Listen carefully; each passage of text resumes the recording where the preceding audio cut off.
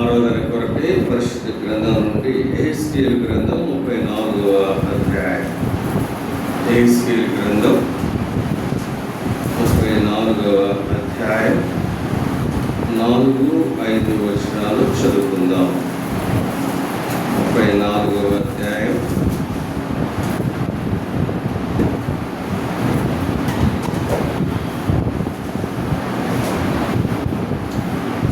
4-5 వచనాలు. బలహీనమైన వాటిని మీరు బలపరచరు, రోగము గల వాటిని స్వస్థపరచరు, గాయపడిన వాటికి కట్టుకట్టరు, తోలివేసిన వాటిని మరలా తోలుకొని రారు, తప్పిపోయిన వాటిని వెదకరు. అది మాత్రమే కాక మీరు కఠిన మనస్కులై బలత్కారముతో వాటిని ఏలుదురు.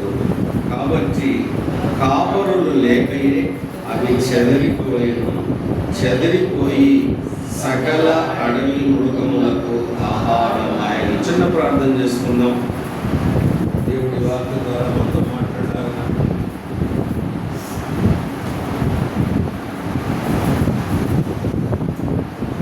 కృప కలిగిన తండ్రి, పరిశుద్ధుడైన దేవా, మీకు వందనాలు.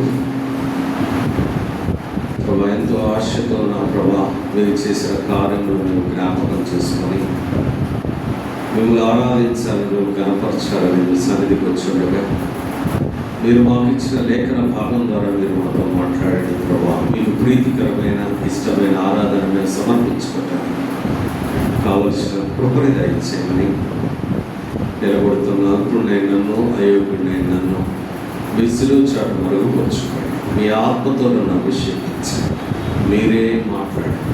మీ కృపపై కోరుకు యేసు నామములో ఈ మనవి చేస్తున్నాము తండ్రి, ఆమేన్.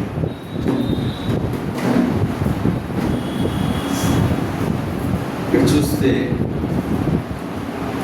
యెహెజ్కేలు ప్రవక్త ద్వారా దేవుడు మాట్లాడుతున్న విషయం ఏంటంటే, కొంచెం ముందుకి 2వ వచనంలో 3వ వచనంలో చూస్తే, మీరు క్రొవ్విన గొర్రెలను వధించి పురుగును తిని బొచ్చును కప్పుకొందురు గాని గొర్రెలను మేపరు. ఇందా మనం చదువుకున్న ఆ భాగాన్ని చూస్తే ఎవరి గురించి మాట్లాడుతూ ఉన్నాడంటే గొర్రెల గురించి మాట్లాడతాం. ఇప్పుడు మాట్లాడిన ఆ భాగం చూస్తే కాపుల గురించి మాట్లాడతాం. ఈరోజు మనం ఆరాధన కొరకు మనము ఎలాంటి గొర్రెలము, అలాగే మనకి ఎటువంటి కాపరి ఉండాలి, ఎటువంటి కాపురిని మనం కలిగి ఉన్నాం.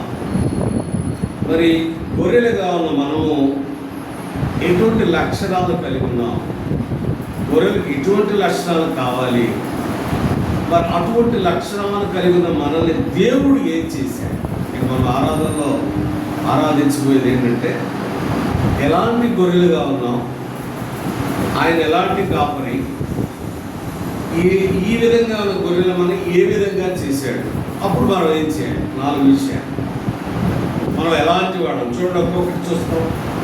ఒక్కటి చూస్తే ప్రియమైన దేవుడు బిడ్డలారా, నెంబర్ 1 4వ వచనంలో మనం ఎవరు అంటే బలహీనమైన వారు. ఎవరో మనం బలహీనమైన వారు. ఎటువంటి గొర్రెలుగా ఉన్నట్టే మనం ఎంతో బలహీనులు. ఏ విషయాల్లో బలహీనులు? అన్ని విషయాల్లో బలహీనులమే. శారీరకంగా, మానసికంగా, ఆత్మీయంగా బలహీనులముగా ఉన్నాము. ఇక్కడ చూస్తే దేవుడు ఏం చేశాడంటే, ఒకసారి చూస్తా రోమీయులకు రాసిన పత్రిక 5వ అధ్యాయం 6వ వచనం. 5వ అధ్యాయం 6వ వచనంలో దేవుడు వాక్యము ఈ విధంగా మాట్లాడుతూ ఉంది. చదువుతారు. ఏలయనగా మనం ఇంకా బలహీనులమై ఉండగా క్రీస్తు యుక్త కాలమున భక్తిహీనుల కొరకు చనిపోయాను. బలహీనతలో ప్రత్యేకముగా ఆత్మీయమైన బలహీనత, బలము లేని వారుగా ఉన్నాం. బలము కావాలంటే క్రీస్తు ప్రభువారు మనలోకి వచ్చినప్పుడే మనకి బలం. ఆ బలం లేదు, శక్తి లేదు. మరి ఈ యుగ సంబంధమైన దేవతలను ఎదుర్కోవాలంటే ఆయనతో, ఆయన ఆత్మతో మనం నింపబడిన వారంగా ఉంటేనే మనము పోరాడగలం. ఎఫెసీయులకు రాసిన పత్రికలో 4వ అధ్యాయంలో మనం ఎవరితో పోరాడుతున్నామంటే ఈ యుగ సంబంధమైన అధికారులతో కాదు, మనుషులతో కాదట, ఈ యుగ సంబంధమైన వాడి యొక్క అనుచరులతో, మనం అంటే అపవాదితో మనం పోరాడుతూ ఉన్నాం. When we are fighting with this Satan, we must have the energy from God, godly divine energy. కాబట్టి మొట్టమొదటిగా మనం ఎవరు అంటే బలహీనమైన వారు, బలహీనులము. ఇంకోటి చూసుకుందాం. మత్తయి శుభవార్త 26వ అధ్యాయం 41వ వచనంలో, మత్తయి శుభవార్త 26వ అధ్యాయం 41వ వచనం.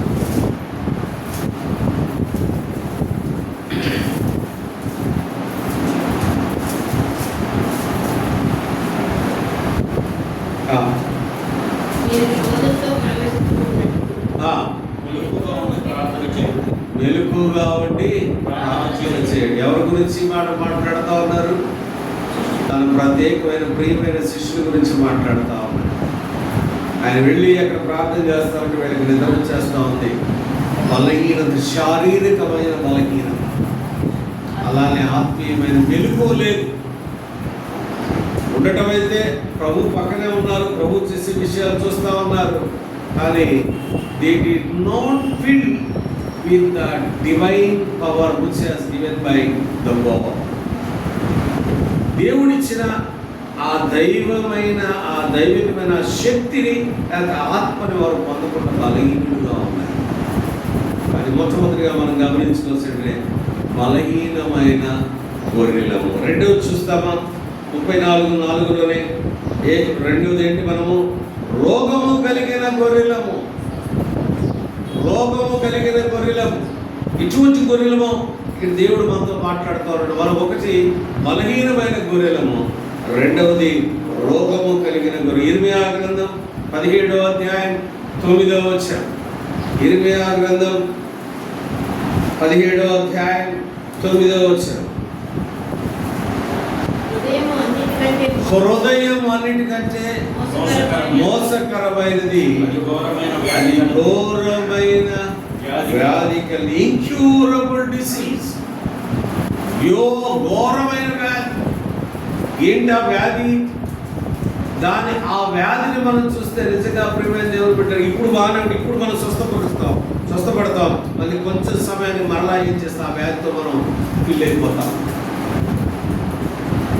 ఆ వ్యాధి ఒక విధంగా మనం చెప్పాలంటే ఆత్మీయమైన వ్యాధి, ఆధ్యాత్మికమైన వ్యాధి. ఈ లోకం అనే వ్యాధి లేకపోతే, ఈ లోకంలో ఉండి లోకాన్ని మనం దాన్ని ఫుల్ఫిల్ చేయాలని, సాటిస్ఫై చేయాలని చూస్తాం. కానీ అంటే లోకంలో ఉన్న మనుషులుగా మనం ఏం చేస్తామంటే ఈ లోకాన్ని సాటిస్ఫై చేయాలి, లోకంలో ఉన్న వాటిని అందరినీ కూడా గెయిన్ చేయాలని మనం ఆలోచిస్తూ ఉంటాం. ప్రేమ దేవుడు. కాబట్టి మనము రోగము కలిగిన గొర్రెలము. ఇందాకేమో బలహీనులు. అన్ని విషయాల్లో కూడా బలహీనులమే. రోగం కలిగిన వారు అట్లా. కీర్తన 38వ కీర్తన 3-7 వచనాలు చదువుకుంటే,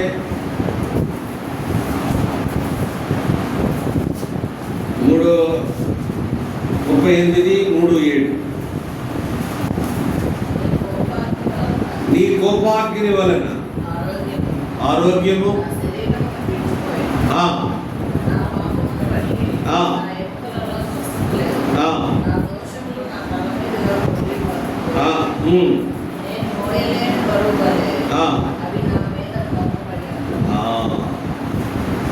చూసారంటే రోగానికి కారణం చెప్తా ఉన్నాడు. ఏంటంటే అది కోపం. బలవాక్యంలో ఒక వేరే ఒకటి గురించి మనం ధ్యానించబోతా ఉన్నాం. హైలైట్ ఏంటంటే ఈరోజు కోపం గురించి మాట్లాడతాం. దానివల్ల ఉండే నష్టాలు ఏంటి? ఆ కోపం అనుకుంటే మనం ఏం కోల్పోతాం? ఏం కోల్పోతాం, దాని గురించి కూడా ధ్యానిస్తాం. కాబట్టి ఎటువంటి వ్యాధి అంటే మంది కోపము ద్వారా, ఇప్పుడు సెక్యులర్ వరల్డ్లో చూస్తే కోపం వస్తే మనకి ఏమొస్తుంది? ధైర్యం వస్తుంది. నేను కోపడితే నా ముందు ఎవరు కూడా నిలబడలేదు. ఇప్పుడు లూసింగ్ ఎవరికి ఎంత అనేది మనకు తెలియదు. కోపం వల్ల ఏమొస్తుంది? బీపీ పెరుగుతుంది. బీపీ పెరిగిన తర్వాత నెక్స్ట్ ఒక పెద్ద రోగం వస్తుంది కదా. అదే విషయంలో ఆత్మీయమైన కోణంలో చూస్తే కూడా ఆ కోపము దేవుని యొక్క సహవాసాన్ని దూరం చేస్తుంది. కోపం అనేది దేవునితో ఉన్న ఆ బంధము, అనుబంధాన్ని దూరం చేస్తూ దూరమైపోతా ఉంటుంది. దానివల్ల మనకి వ్యాధి వస్తుంది. అదే రోగం. ఆ రోగం కొన్నిసార్లు శారీరకమైనదిగా ఉంటుంది, కొన్నిసార్లు ఆత్మీయమైన రోగంతో కూడా బాగుంటుంది. కాబట్టి మనం ఎటువంటి గొర్రెలు అంటే రోగము కలిగిన గొర్రెలు. కోపమనే కాదు, ఆ కోపంలో చాలా వస్తాయి. అసూయ అవ్వచ్చు, ఓర్వలేని తనం అవ్వచ్చు. వీటన్నిటి ద్వారా ఏంటంటే మనం ఒక ఆత్మీయమైన దైవ సంబంధము లేని ఒక జీవితాన్ని మనము జీవిస్తూ ఉంటాం. ఇంకొక విషయాన్ని మనం చూసుకుంటాం. చదువుదామా 34వ వచనం. ఇంకోటి ఏంటంటే గాయపడిన వాటికి కట్టుకట్టరు. ఎవరు మనం? గాయపడిన వారము, గాయపడిన గొర్రెలము. యెషయా గ్రంథం 1వ అధ్యాయం 6వ వచనం. యెషయా గ్రంథం 1వ అధ్యాయం 6వ వచనం. అరికాలు మొదలుకొని తల వరకు స్వస్థత కొంచెమైనను లేదు. ఎక్కడ చూసినా గాయములు, దెబ్బలు, పచ్చి పుండ్లు, అవి పిండబడలేదు, కట్టబడలేదు, వెంటన చేయబడలేదు. ఎలా ఉన్నాం మనం? అరికాలు మొదలుకొని నడినెత్తి వరకు కూడా గాయములో ఏ గాయం అది? చెడ్డ హృదయం, చెడ్డ ఆలోచనలు, చెడ్డ తలంపులనే గాయాలు. అటువంటి స్థితి మంది.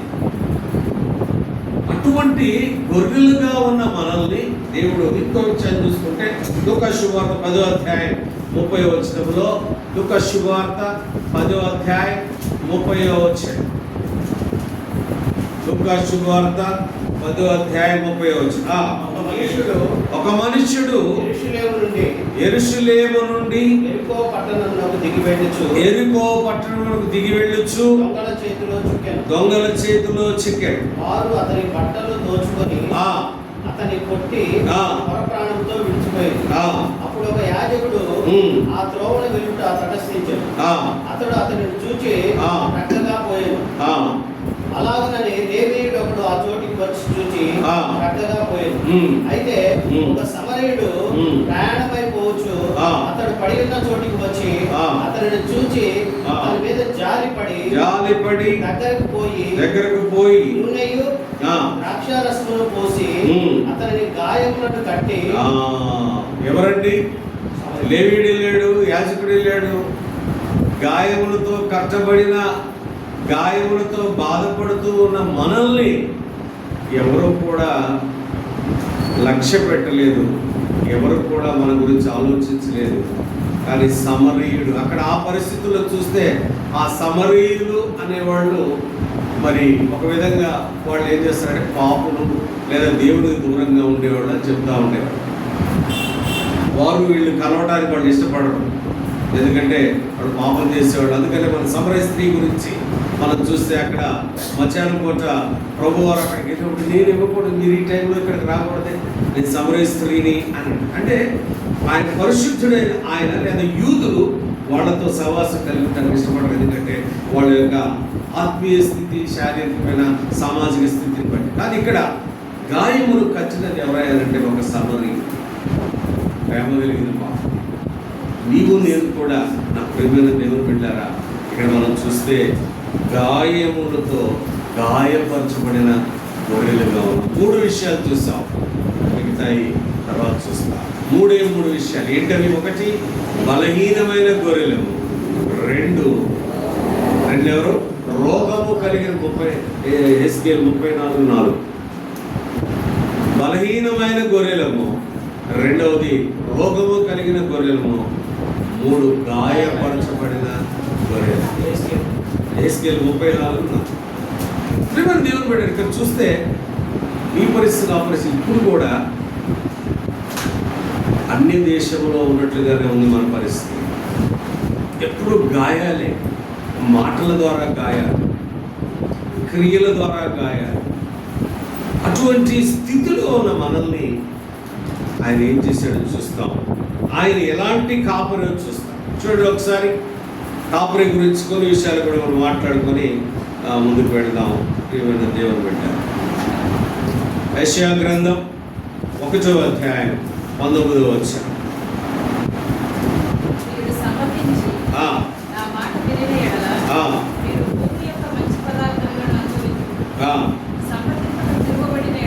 ఓకే, అది కాదు. జకర్యా గ్రంథం 13వ అధ్యాయం 7వ వచనం. జకర్యా గ్రంథం 13వ అధ్యాయం. ఖడ్గమా నా గొర్రెల కాపరి మీదను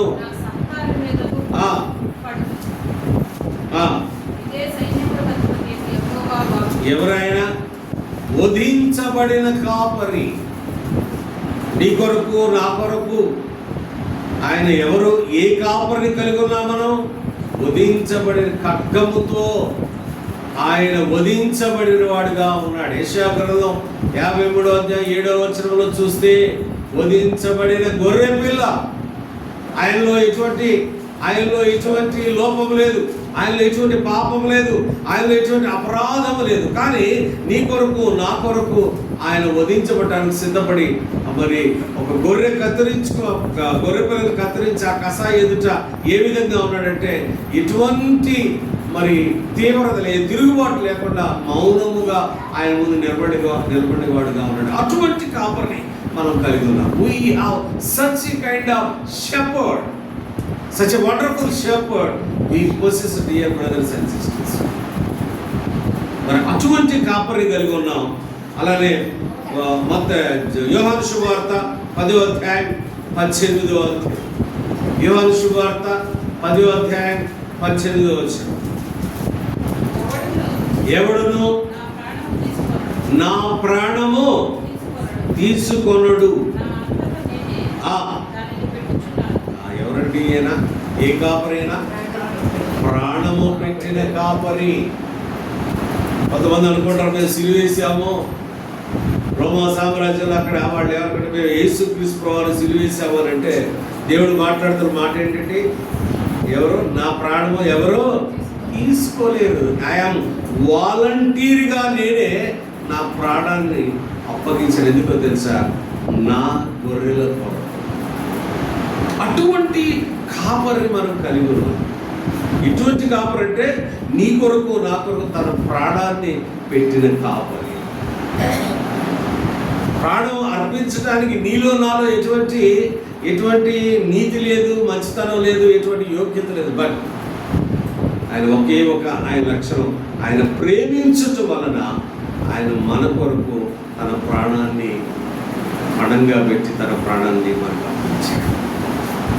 మొట్టమొదటిగా వధించబడిన కాపరిగా ఉన్నారు, రెండవది ప్రాణం పెట్టిన కాపరిగా ఉన్నాడు. హెబ్రీయులకు రాసిన పత్రిక 13వ అధ్యాయం 20వ వచనం. లేదా ప్రాణం పెట్టిన చదవండి, అది కూడా చదివితే ముందుకెళ్ళి. గొర్రెల గొప్ప కాపరి అయిన యేసును మన ప్రభువును నిత్యమైన నిబంధన సంబంధమగు రక్తమును బట్టి మృతులలో నుండి లేపిన సమాధానకర్తయగు దేవుడు. ఎవరండి ఈయన? పునరుద్ధానుడైన కాపరి. మనకి సమాధానం ఇవ్వడానికి, నమ్మెదలు ఇవ్వడానికి తన ప్రాణాన్ని అర్పించి మరలా మన కొరకు తిరిగి లేచిన కాపరి. పునరుద్ధానం is the shepherd of resurrection. పునరుద్ధానుడైన కాపరి. చూడండి ఎటువంటి కాపరి మనం కలిగి ఉన్నామంటే దాంట్లోనే ఇంకొక లక్షణం ఏంటి, ఆయన మంచి కాపరి. ఎలాంటి వాడు ఆయన? మంచి కాపరి. కాపరి ఏం చేస్తాడట? తన ప్రజలను మేపుతాడు. చూసారంటే మనం ఎటువంటి వారం అంటే బలహీనలు, రోగం కలిగిన వారం, గాయములతో ఉన్నవారం. అటువంటి మనలను మన కొరకు తన ప్రాణం పెట్టాడు, వధించబడ్డారు, మంచి కాపరిగా ఉన్నాడు. అలానే పునరుత్థానుడైన కాపరిగా ఇంకొకటి చూసుకున్నాం. చూడండి జకర్యా గ్రంథం 9వ అధ్యాయం 16వ వచనం. జకర్యా గ్రంథం 9వ అధ్యాయం 16వ వచనం. నా జనులు యెహోవా దేశమును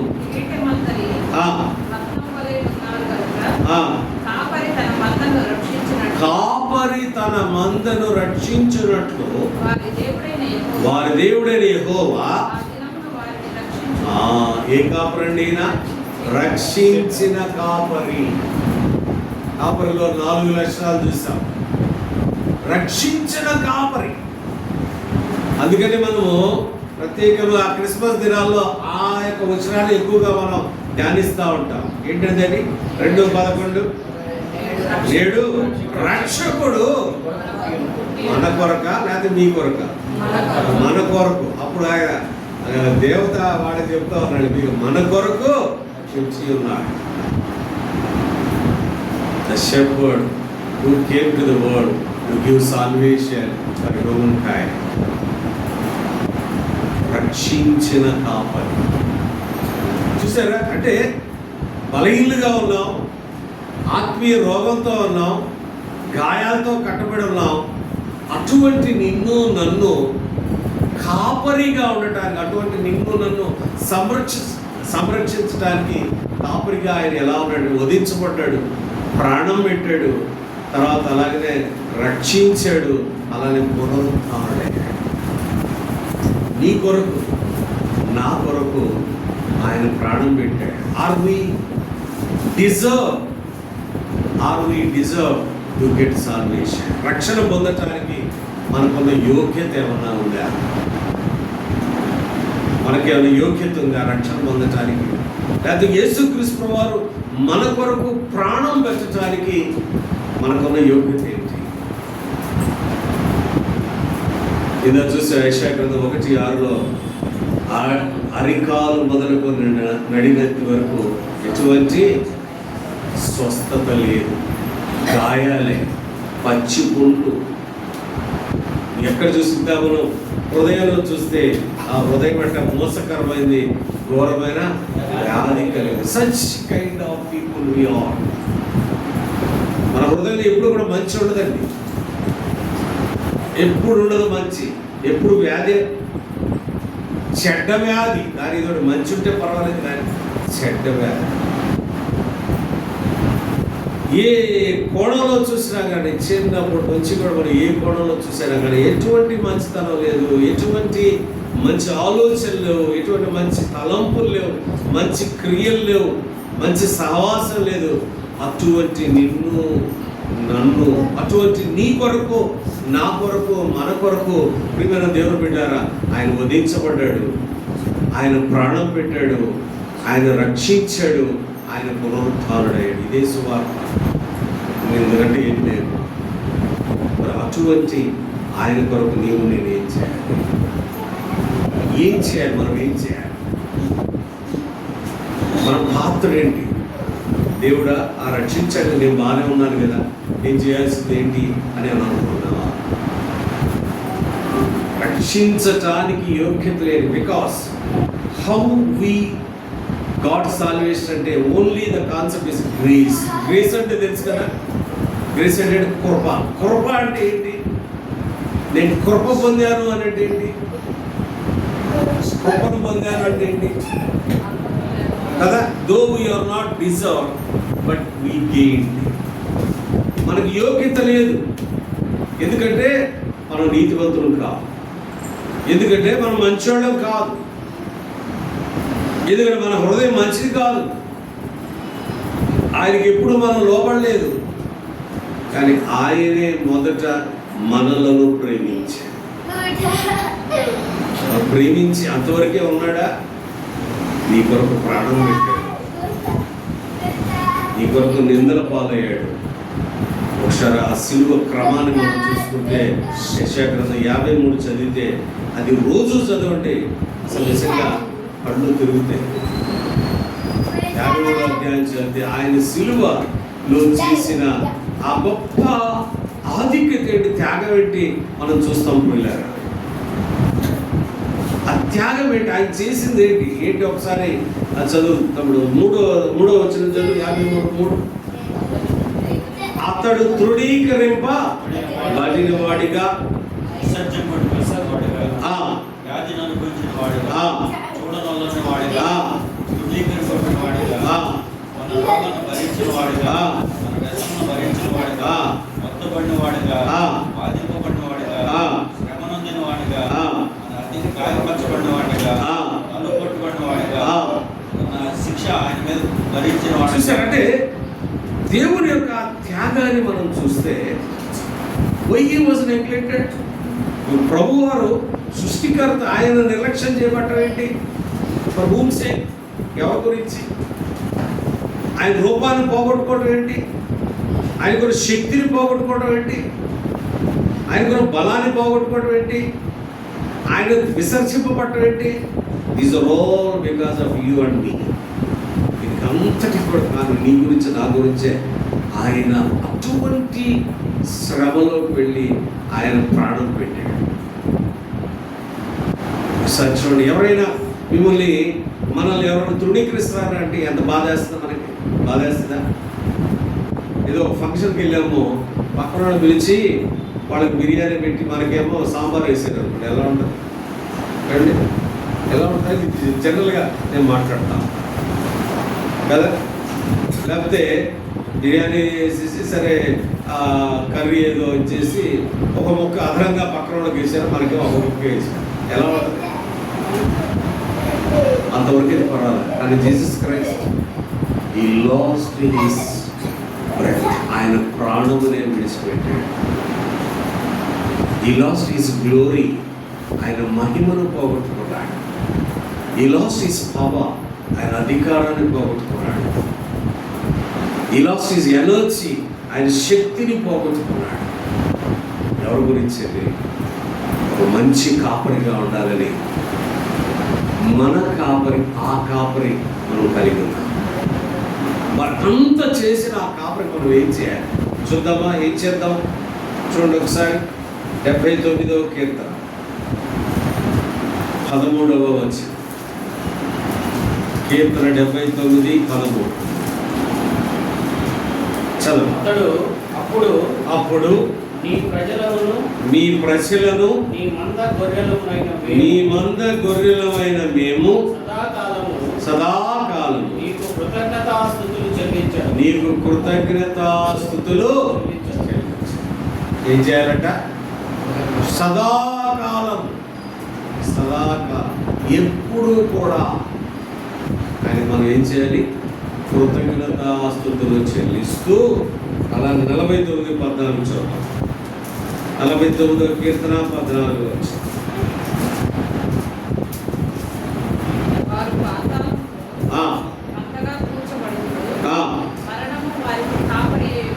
మరణము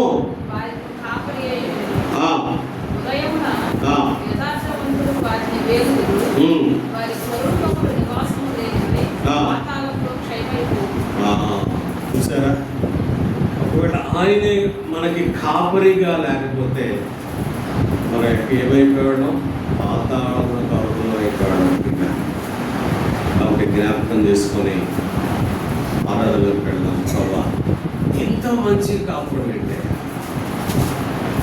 నీవు నాకు కాపురిగా ఉండటం వల్లే ఆ పాతాళం, ఆ మరణం నుండి తప్పించబడ్డానయ్యా.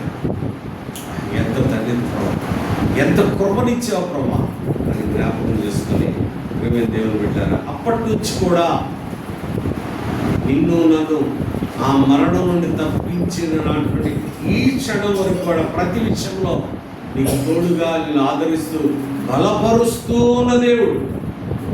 బలపరుస్తూ ఉన్న దేవుడిని మనము మహిమపడతాం. ఆరాధనలోకి వెళ్దాం. ప్రియమైన దేవుడు పెట్టారా, ఆరాధనలోకి వెళ్దాం. ఆరాధనలో చివరిలో మనం ఏమన్నానంటే సమర్పిస్తున్నాము అన్నారు. ఇది ప్రార్థన కాదు, గుర్తుంచుకోండి. ప్రార్థనలు ఏమంటాం? వేడుకుంటున్నాము, మనవి చేస్తున్నాము అని అంటారు. అంటే ఇప్పుడు ఏంటంటే మనం ఆయన చేసిన కార్యాలను బట్టి నా ఆరాధనని, నా స్తుతిని మీకు సమర్పిస్తున్నాం కాబట్టి నోరారగ చేతును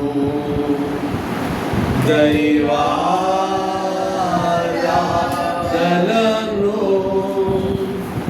ధారాళముగా పాడెదను, స్తోత్ర గీతమును ధారాళముగా పాడెదను, స్తోత్ర గీతమును. హల్లెలూయా హల్లెలూయా.